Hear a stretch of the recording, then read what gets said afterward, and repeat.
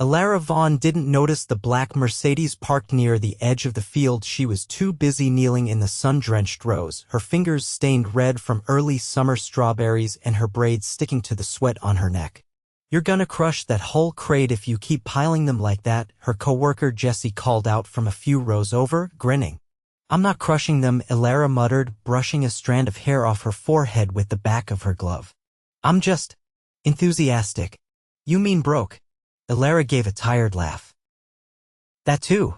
She had picked up the seasonal job at Hillridge Farms 2 weeks ago after her barista gig had cut her hours.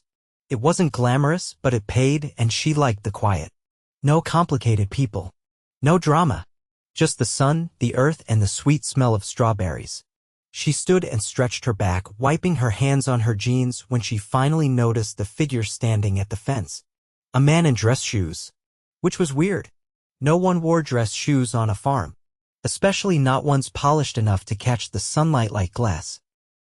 He was tall, broad-shouldered, and standing perfectly still, watching the field like he was trying to decide if he'd stepped into the wrong movie set. His dark slacks looked like they cost more than her entire month's rent, and his rolled-up sleeves revealed strong forearms and an expensive-looking watch that definitely didn't belong anywhere near dirt. "Who's the guy?" Elara asked Jessie under her breath. Jessie followed her gaze, squinted, then shrugged. "No clue. Maybe a buyer. Or some New York guy who got lost trying to find a winery." The man scanned the field, eyes landing on Elara for just a second too long before looking away like he hadn't meant to. But he didn't leave. She looked down at her stained gloves and torn jeans and immediately regretted not brushing the dust off her shirt. Not because she cared what some stranger thought she didn't, but because something about his stare made her feel like she was being seen for the first time in a long time. "Hey," Jessie nudged her. "He's walking this way." Elara turned just as the man stepped over the fence like he'd done it 100 times. Not like he was in shoes that probably cost $1,000. He approached with steady steps, the breeze tousling his dark hair in a way that somehow made him look more expensive. "Hi," he said, his voice low and smooth. "Sorry to bother you. I'm looking for the owner, Roy Hillridge." "He's out back loading crates," Elara said, gesturing toward the barn. "You can take the gravel path through there." "Thanks." He paused. "You work here?" "Yeah." His gaze flicked to the overflowing crate beside her. "You're good at it." She raised a brow. "At picking strawberries?" "Well, yeah." He smiled. It was a little crooked, a little unsure, and for some reason it made her stomach flip. "I don't think I've ever been complimented for that before." Then people clearly haven't been paying attention. She blinked. He didn't say it like he was flirting. He said it like he meant it. "I'm Rowan Sinclair, by the way." "Elara." "Elara," he repeated like he was trying it out. "Nice to meet you." He gave her a small nod, then headed toward the barn, stepping carefully around the rows of strawberries. Jessie waited until he was out of earshot before elbowing her. "Okay, who is that guy?" "I don't know," Elara said, but her heart was still beating a little faster than it should have been. "But he doesn't belong here. Rowan wasn't supposed to be here. Technically, he was supposed to be in a boardroom in Chicago finalizing a partnership with a luxury grocer. But the strawberries Hillridge Farms shipped to one of his distribution centers had caught his attention, sweet, vibrant, and different. So he'd taken a detour before flying back home. He wasn't expecting to find her, the girl with dirt on her knees and no idea who he was. Not that he ever introduced himself as Rowan Sinclair, CEO of Sinclair Foods. Anyway, he liked seeing how people treated him when they didn't know. And Elara. She hadn't looked at him like he was anyone special. She'd looked at him like he was just some guy interrupting her work. It was refreshing. And it made him curious. Back in the barn, Roy Hillridge was shaking his hand with a grin. "Didn't expect you in person, Mr. Sinclair." "Rowan's fine," he said, scanning the crates stacked high with berries. "I wanted to see the quality for myself." "Well, you picked a good day. That batch out there's some of the best we've had all season."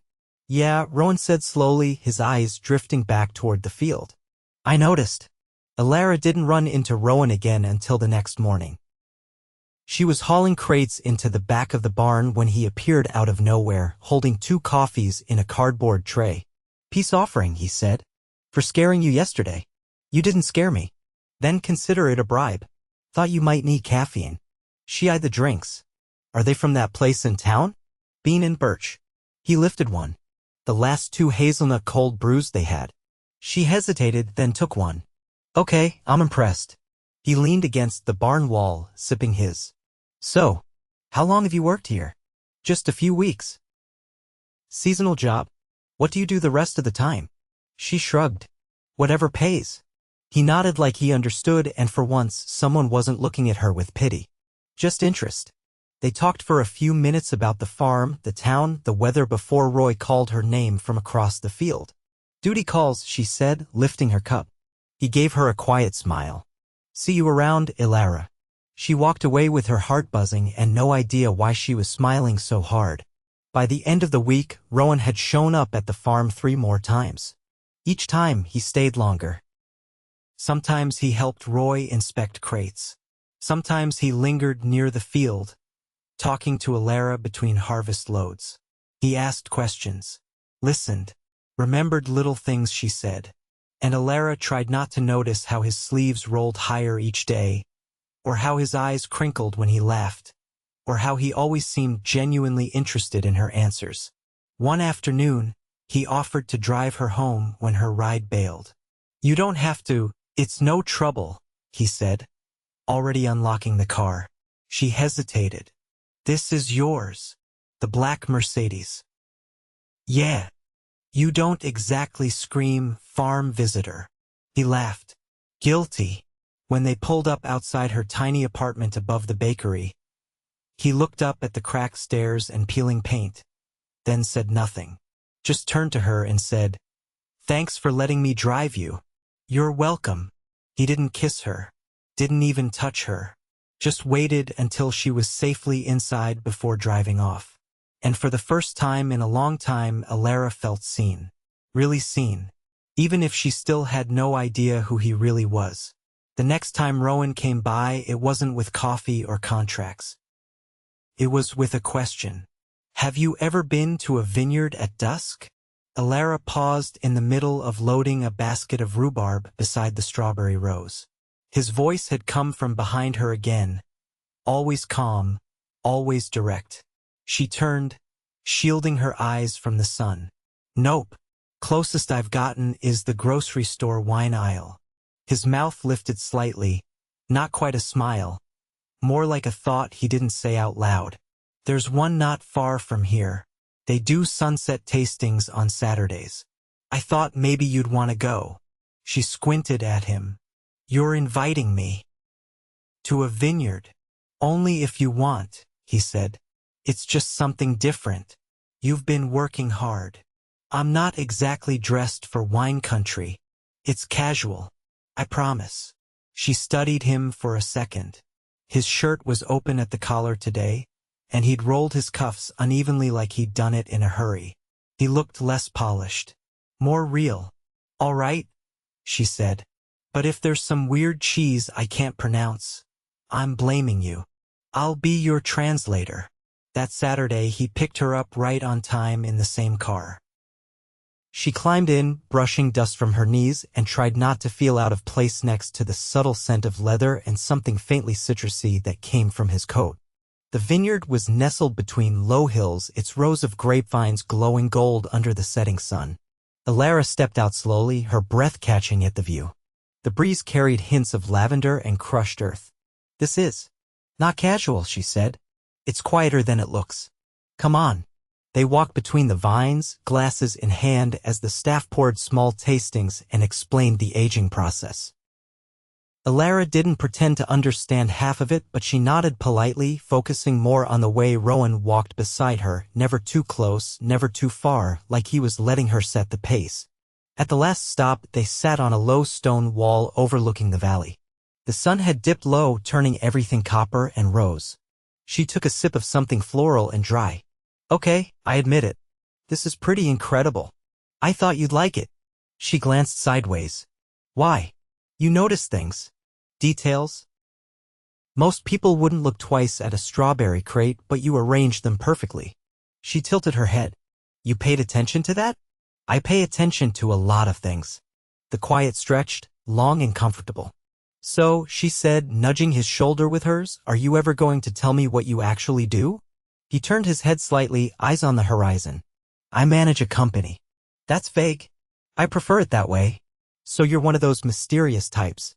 I don't mean to be, he said. It's just. People treat you differently once they know. Depends on what they're finding out. His voice softened. Sometimes it's not about what you do. It's about what they think that means. She studied him, trying to read between the lines. Let me guess. You're either a secret agent or a very underdressed royal. He actually laughed, and the sound of it surprised her, deep and unguarded. Neither, he said. But I like that you're guessing. They stayed at the vineyard until the last of the light disappeared and the staff began gently ushering people out. On the way back to the car, he asked if she wanted to see one more thing. They drove another 10 minutes in silence, then turned down a narrow road lined with sycamores until they reached a clearing where the trees opened up to a still pond reflecting the stars. I found this place by accident last summer, he said. I come here when I need to think. No one else knows about it? Not really. So why bring me? He didn't answer right away. He turned toward her, his expression unreadable in the moonlight. Because you don't ask for anything, he said. And I'm not used to that. Elara shifted, the weight of his words sinking in. Maybe I just don't expect anything, she said quietly. His jaw tightened a little, like he didn't like that answer. I think you should. They didn't kiss. There was no dramatic touch, no sweeping gesture. But something in the air between them changed. Thickened. As if the silence now said more than words ever could. Back at her door, he didn't come up. Just walked her to the top of the stairs, waited until she was inside, and said, thanks for coming with me. She watched him leave, her hands still on the doorknob, wondering how someone who felt so distant could make her feel so unmistakably seen. The following week, Rowan didn't show up at the farm. Not once. Elara didn't ask Roy where he'd gone. Didn't check the road or wait for the familiar sound of tires on gravel.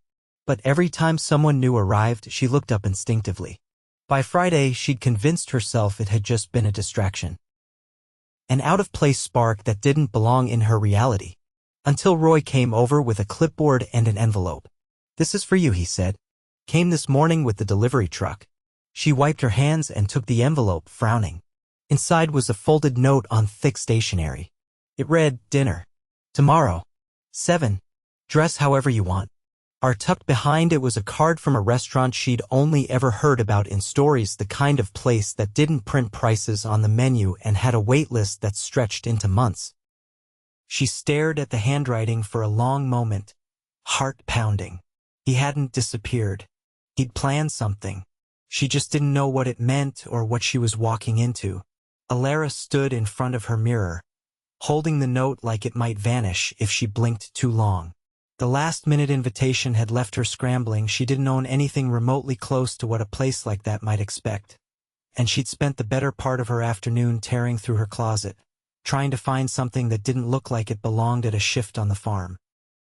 She settled on a navy dress she hadn't worn since her cousin's wedding, simple, sleeveless, and just structured enough to make her feel like she hadn't wandered in from the wrong side of town. She pulled her hair into a loose twist, slipped on the only heels she owned, and told herself to breathe. By the time she stepped out of the bakery's side door, Rowan was already waiting, leaning against a sleek silver car she didn't recognize. It wasn't the Mercedes. This one was longer, lower, with tinted windows and a quiet purr that suggested it didn't like sitting still. You look. His voice trailed off slightly as his gaze traveled down, not in a hungry way, but like he was seeing her through new glass. Beautiful. She tucked a loose strand of hair behind her ear. You clean up okay yourself? He offered his arm, and she hesitated for only a second before slipping her hand into the crook of his elbow. His suit was dark, perfectly tailored, and paired with a crisp white shirt that made her think of linen sheets in five-star hotels.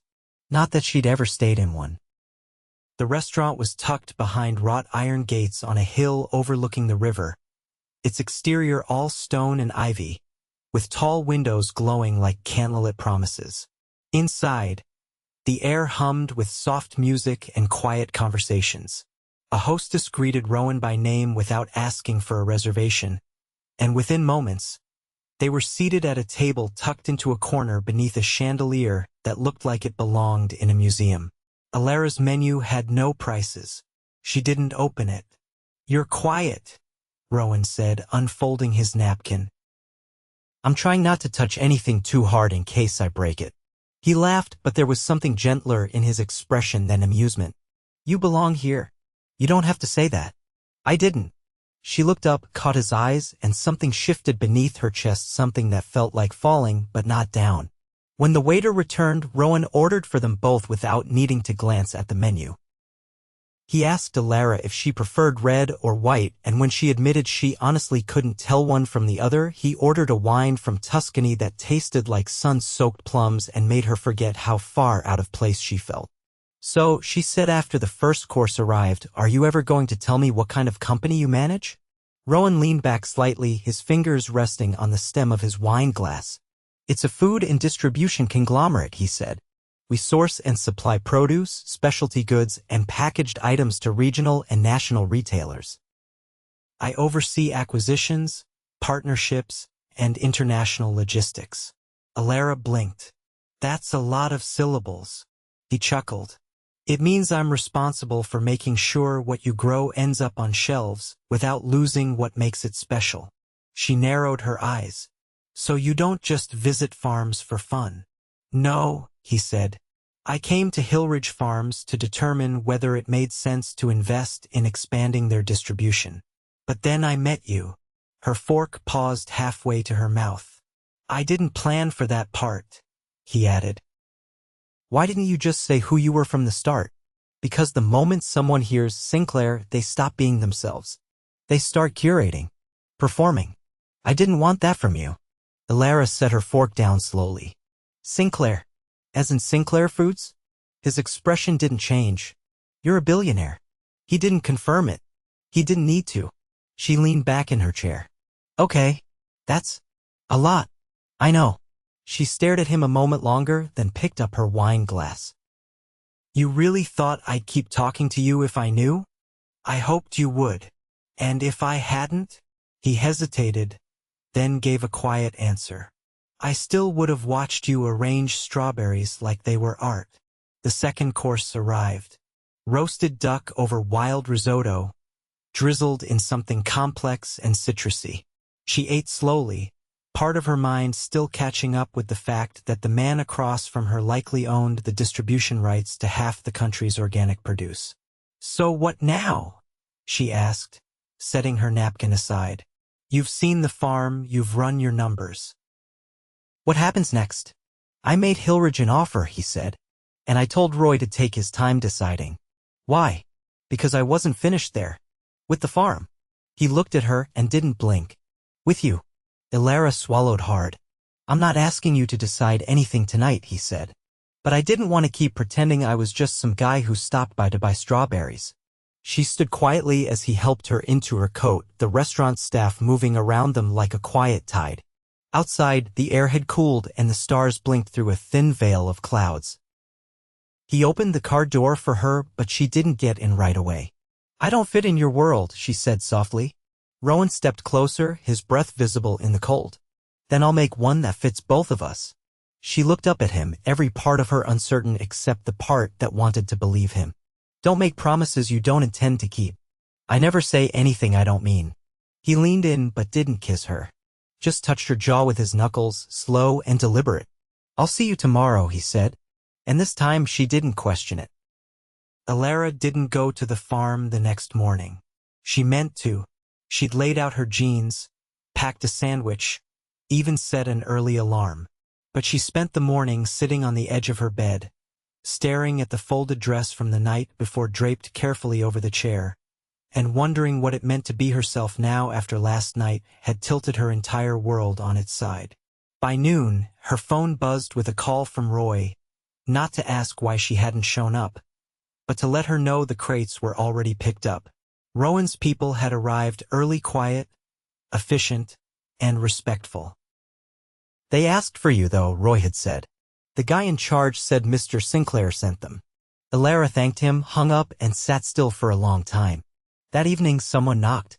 She opened the door slowly, half expecting a delivery or a neighbor. Instead, Rowan stood there in a navy coat, a paper bag in one hand and a quiet expression that didn't quite reach his eyes. "I brought dinner," he said. "Didn't think you'd want another restaurant?" She stepped aside without a word, letting him in. He unpacked the bag on her tiny kitchen counter, 2 containers of pasta from the Italian place across town. It smelled like roasted garlic and fresh basil, and the sight of it sent a tight ache through her chest. "You didn't have to do this." "I wanted to." They ate at her small table, knees almost touching, the hum of the refrigerator the only sound for several minutes. "I should have told you everything from the beginning," he said eventually. "But I didn't want to watch your walls go up the moment you heard my name." She didn't look up right away. "I didn't put up walls. I just didn't know how to make sense of it." "I understand. I didn't come here expecting any of this. I thought I'd be in town for a day. Maybe 2. But then I met someone who made it impossible to leave." She set her fork down. "You keep saying things like that." "They're true." Elara leaned back, arms folded. "Do you say this to everyone you invest in?" "No. I never get this close." "Why me?" "Because you were the only person who looked at me like I was just a man standing in the sun, not a name on a headline. You didn't flinch. You didn't flatter. You just saw me." She stood, walking to the window. Outside, the bakery's light cast a warm glow on the sidewalk. "You make it sound like I'm some kind of answer you've been waiting for." Rowan stayed seated. "Maybe you are." She turned, heart thudding. "That's not fair. Neither is the way I've felt since the day I met you." He rose slowly, closing the distance between them. He didn't touch her, just stood close enough that she could feel the gravity of him. "I don't care where you came from, Elara. You think you don't belong in my world, but the truth is most people in it don't know how to be real. You do. That's rare. And I'm not letting it go." Tears pricked the corners of her eyes, uninvited. "You're building empires, Rowan. I'm barely keeping the lights on. I don't need someone to build with me. I need someone who reminds me why I started." She shook her head, laughing softly. "You say things that sound impossible." He reached into his coat, pulled something out and handed it to her. It was a folded brochure. She opened it slowly. On the front was a sketch of a small storefront. The title read, "The Orchard Market, coming soon." Underneath, in smaller text, "Local produce, hand-picked goods, curated by Sinclair Foods." Elara blinked. "What is this?" "A pilot project," he said. "A place where small farms like Hillridge can sell directly, without middlemen slicing away the soul of what they grow. You told me once that strawberries lose something after they leave the field. I want to fix that." She stared at the paper, then at him. "You're serious?" "I've already signed the lease. It's 10 minutes outside town. I want you to run it." Her voice caught. "What?" "You understand the product. You understand the people. And you've got better instincts than most of the executives I've worked with. I'll handle the logistics. You bring the heart." She sat down slowly, the brochure still in her hands. "You barely know me. I've spent my whole life being surrounded by people who know everything about me and still don't see me. I'd rather have one person who does." She looked up, her voice barely above a whisper. "This changes everything." He stepped forward, finally taking her hand. "No. This gives us a beginning." Later that week, Rowan brought her to the space he'd leased. It was still rough, exposed beams, paint cans in the corners, the smell of sawdust thick in the air, but Elara could already see it. A long wooden counter, shelves of glass jars, handwritten signs, a refrigerator case for the berries that would come in fresh every morning from Roy's truck. "You really want me to run this?" she asked again, incredulous. "I don't just want it," he said. "I need it to be you." She turned in a slow circle, imagining everything it could be. "It's going to take work. I've got time." She looked at him, the man who'd once stood at the edge of the strawberry fields like he didn't know where he belonged. Now he looked like he'd found it. "Okay," she said. "Let's build something." He pulled her close, no hesitation this time, and kissed her slow, certain, and with the kind of promise that didn't need words. Months later, the orchard market opened on a warm spring morning. The mayor cut the ribbon. Roy delivered the first crate of berries. Locals wandered in, wide-eyed and curious. But it was Rowan who stood beside Elara at the register, sleeves rolled, perfectly content to hand out samples like he hadn't once been on the cover of Forbes. They built it together brick by brick, shelf by shelf. Not just a market, but a life that made room for both of them. And every morning when Elara stepped outside to unlock the door, she still felt that same quiet awe that the man who once watched her from the edge of a field had become the one she built a future with. Not because of his empire, but because he chose her. And she chose him right back. Rain tapped gently against the wide glass storefront of the orchard market as Elara adjusted the last display of heirloom tomatoes. The shelves gleamed with polished produce, fresh preserves, and hand-labeled bags of granola she'd sourced from a local couple who made everything in small batches. The soft glow of pendant lights overhead gave the place a warm, lived-in feel, as if it had always been there waiting for them to build it. Rowan appeared in the doorway, shaking off his coat. His hair was damp and swept back, his shirt sleeves rolled just below the elbow. He carried a slim folder under one arm, his expression unreadable until he caught her eyes. "I just got off with the team in Seattle," he said, setting the folder down on the counter. She dusted her hands on her apron. "And?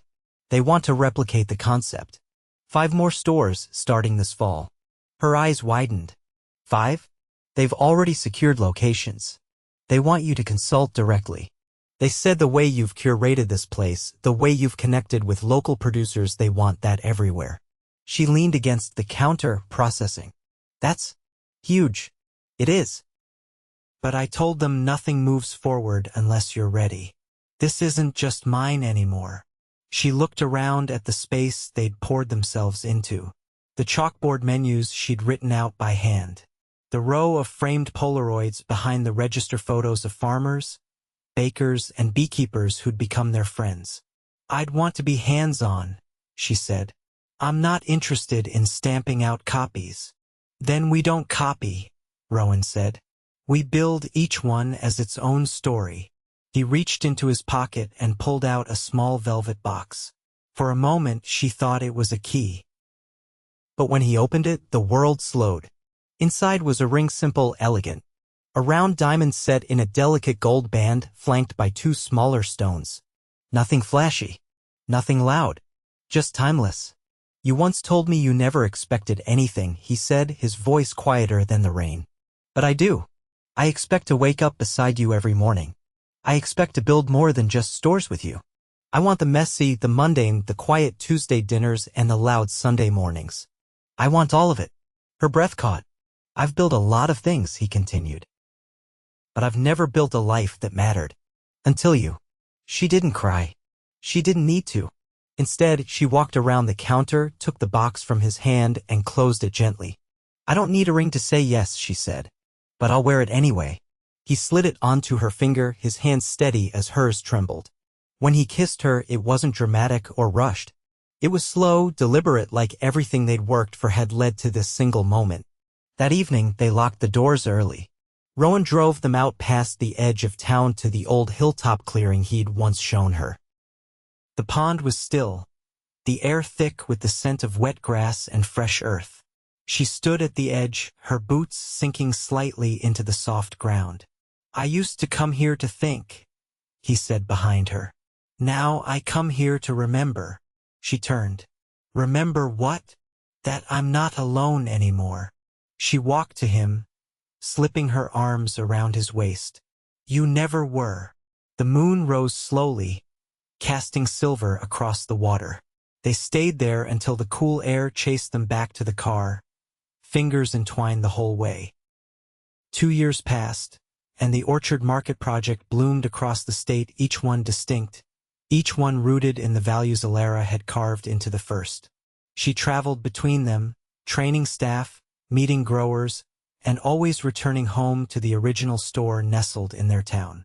Rowan shifted much of his corporate responsibilities to a trusted executive team, choosing instead to invest his time in what he now called their real legacy.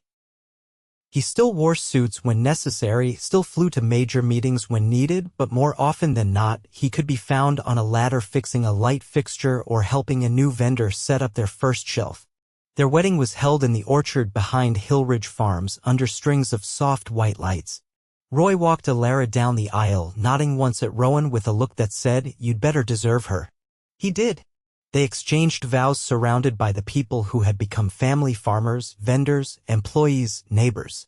The whole town turned up. And when they danced beneath the stars to a string quartet that Rowan had flown in from Charleston, there wasn't a single person who saw it as anything but right. Later that night, as candles flickered low and the last of the guests drifted home, Rowan carried her barefoot across the orchard to a tent he had set up just for them. Inside, the floor was layered with vintage rugs, the bed framed by gauzy curtains and a dozen flickering lanterns. "You planned all this?" she asked, fingertips grazing the soft fabric overhead. He wrapped his arms around her from behind, his chin brushing her shoulder.